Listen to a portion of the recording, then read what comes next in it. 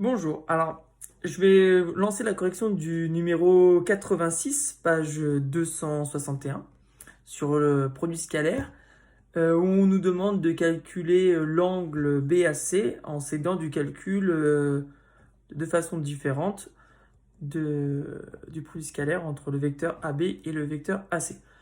Alors ça me paraissait assez long à faire, donc moi j'ai utilisé un programme, je me suis fabriqué un programme sur Python. Donc, je vous rappelle, le site c'est repl.it.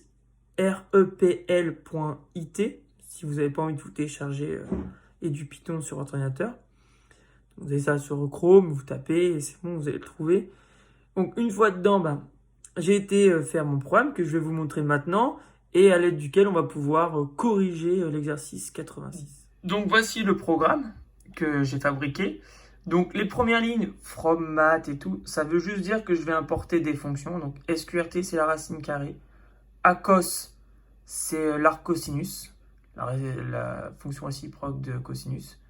Et degree, c'est pour mettre les radians en degrés, puisque Python va mettre directement tout en radians, et nous, on voulait des degrés dans l'exercice.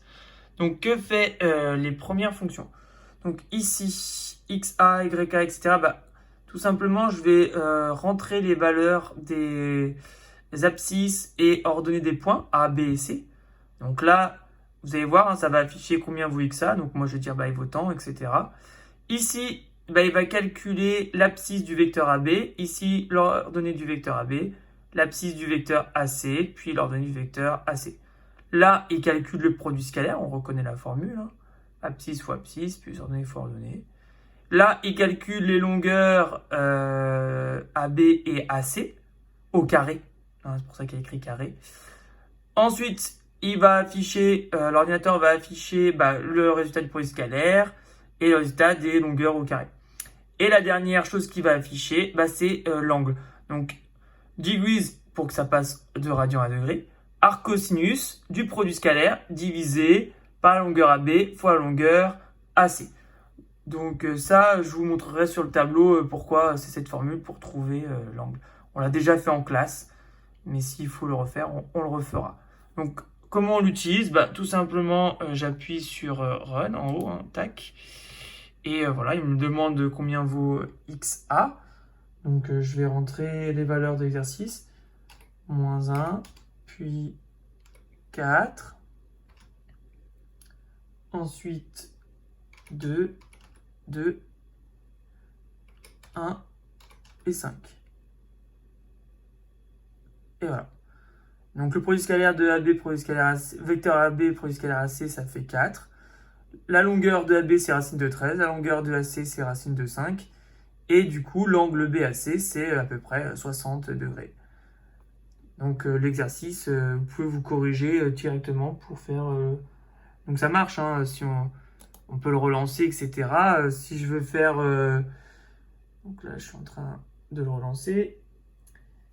Pour le deuxième, je ferai 2, 4. Mince, comme pas me se tromper. Si vous vous trompez, c'est pas grave. En plus, vous voyez, là, il me manque YA, donc c'est pas bon. Vous mettez stop et vous le relancez.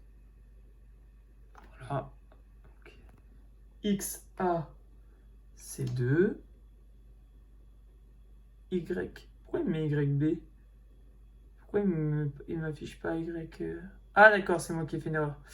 C'est pas grave. 4. 1. 3. 4. 2. Voilà. Angle de 90 degrés. Ce qui est assez logique puisque le produit scalaire est nul. Donc j'ai fait plusieurs petits programmes comme ça. Si je vais là-dedans, voilà. On peut en ouvrir. Par exemple, si on ouvre un autre. Pour ouvrir, vous allez dans Upload. Voilà. Après, vous avez par exemple ici produit scalaire. Donc je l'ai déjà téléchargé. Il est là. Voilà, lui, qu'est-ce qu'il fait? Et tout simplement, il va... donc pareil, là, il va encore plus vite. Il y a pas, là, c'est directement l'abscisse du vecteur U, ordonnée du vecteur U, abscisse du vecteur V, ordonnée du vecteur V. il calcule le produit scalaire et vous affiche le résultat. Et en plus, qu'est-ce qu'il fait? Il vous dit même si les vecteurs sont orthogonaux ou non. Voilà.